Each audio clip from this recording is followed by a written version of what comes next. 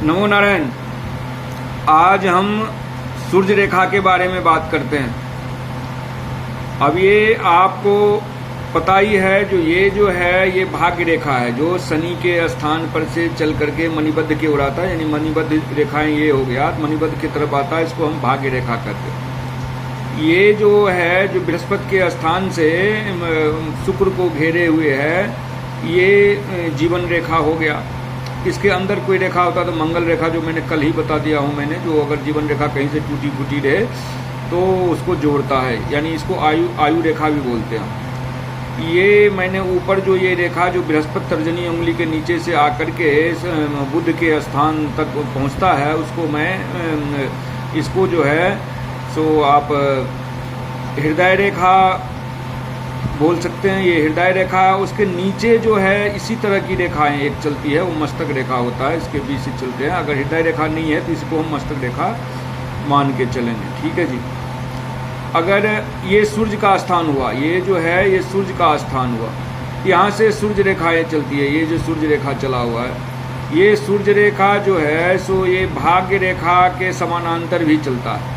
अगर ये भाग्य रेखा के समानांतर चलता रहे तो ये मनुष्य जो है यशस्वी, प्रतिभावान और भाग्यशाली होता है। लेकिन यही रेखा, अगर सूर्य रेखा अगर चंद्र स्थान से चले तो चंद्र स्थान से चले तो उन्नति तो होती है, परंतु दूसरों के सहायता लेना पड़ता है, यानी दूसरों के सहायता से उन्नति होती है।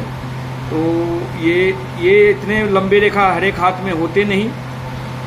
ये जितने लंबे और टूटे फूटे होंगे, जितने दूर तक जाएंगे, उतने भाषाओं का ज्ञान होता, उतने जो है प्रतिभाशाली व्यक्ति होता। अगर ये रेखा पे कहीं फाई हो, रिक्त हो, टूटा हुआ हो, तो फिर जो है ये हृदय की धड़कन तेज हो जाता है, यानी सांस में सांस रोग जो कहते हैं, जैसे दम फूलने वाली वगैरह, तो इस तरह की बातें होती है। उनके भाग्य में, काम में, जॉब में प्रॉब्लम आता रहता है। लेकिन ये अगर रेखा, ये जो पूरा मतलब रेखा अगर सही मान लीजिए, एकदम पूरा स्वच्छ रेखा चलता है, कहीं पे कुछ टूटी फूटी नहीं, रेखा अच्छी है, तो आदमी को गवर्नमेंट जॉब भी मिल सकता है, गवर्नमेंट संबंधित काम भी अच्छा हो सकता है, स्वास्थ्य बहुत अच्छा रह सकता है। तो ये सब ये सूर्य रेखा ही की है। ये सूर्य रेखा है, इधर से इधर भी ऐसे भी चलते हैं, जो बुध स्थान को घेरे हुए रहते हैं। तो ये भी रेखाएं अगर स्वच्छ हो तब तो उसको राजयोग बनता रहता है। अगर वो कहीं टूटी फूटी हो, ये हो, तो फिर उस तरह से विघ्न दर्शाता रहता है।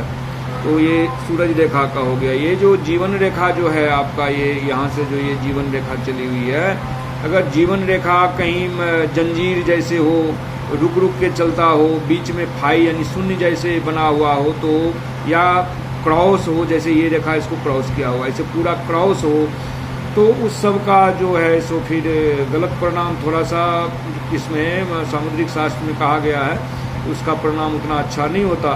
तो उसी तरह से अगर एक यहाँ इसके अंदर कोई मंगल रेखाएं चल जाती है तो समझ लीजिए जो वो फिर उस टूटी फूटी रेखा को मरम्मत कर लेता है, जोड़ लेता है, फिर अच्छा होता है।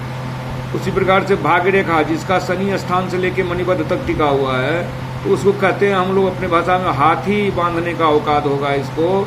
यानी जितने भी बिजनेसमैन हैं, अक्सर ज़्यादातर हाथों में ये रेखाएं आप पाएंगे, जो ये शनि के स्थान पर से मणिबद्ध के स्थान तक आता है। इस हिसाब से अगर मस्तिष्क रेखा, मान लीजिए ये हृदय रेखा, ऊपर वाले हृदय रेखा है और बीच में ये मस्तक रेखा है, तो मस्तक रेखा भी अगर कहीं टूटी फूटी हो या जंजीर हो, तो इससे हम उनके बुद्धि विवेक और का बात करते हैं। जैसे किसी को देख, अगर ये रेखाएं टूटी हुई है, इसमें फाई है, इसमें किसी प्रकार की मतलब किसी प्रकार से स्वच्छ नहीं है, तो उस आदमी को हम मानसिक प्रॉब्लम भी देखते होंगे, जिनको मानसिक प्रॉब्लम भी है, जैसे बोलने में, चालने में उसको दिक्कत आती है, उनका शरीर का स्थिर रहना उनको दिक्कत आता है, इस तरह से होता है।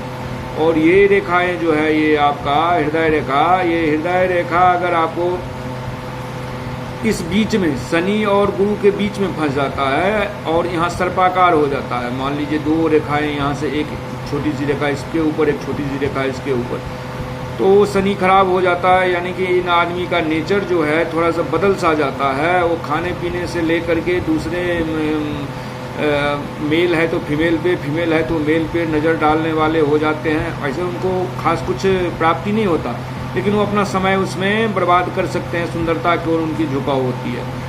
अगर यही रेखा अगर तर्जनी पे आता है तो फिर बहुत अच्छा होता है, जैसे ये रेखा जा रहा है फिर बहुत अच्छा होता है। अगर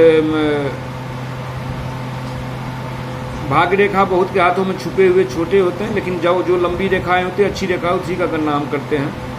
तो सूरज रेखा आपको बता दिए, ये भाग्य रेखा आपको बता दिए, ये मस्तक रेखा बता दिए, ये जीवन रेखा बता दिए। अब कल हम इसके आगे जो है ये पर्वत का बात करेंगे। ये पर्वत सबका जो, जैसे ये बुध का पर्वत, ये सूर्य का पर्वत, शनि का पर्वत, गुरु का पर्वत, तो इस पर्वत सब का बात करेंगे हम। और जो है इसमें जो मेखला होती है, जैसे यहाँ से यहाँ घेरा हुआ है तो शुक्र मेखला, ये है तो शनि मेखला, तो हम मेखला के बारे में भी बात करेंगे। तो ये मेखला क्या होता है और पर्वत ऊंची नीची होने से क्या फल मिलता है। रेखाएं तो हाथ में बहुत होते हैं, लेकिन मेन रेखा यही होता है, जीवन रेखा, भाग्य रेखा, मस्तिष्क रेखा और हृदय रेखा। और किसी किसी हाथों में स्वास्थ्य और व्यापार रेखा भी दिखने को मिलते हैं, किसी हाथों में मंगल रेखा भी देखने को मिलते हैं। तो वो सब जो है हम अलग अलग विचार करते हैं, लेकिन मेन यही 3-4 रेखाएं होते हैं जिसपे हम हस्त रेखा देख करके हस्त परीक्षण करते हैं और उस पर हम जो उनका गुण अवगुण बताते हैं। नमो नारायण जी।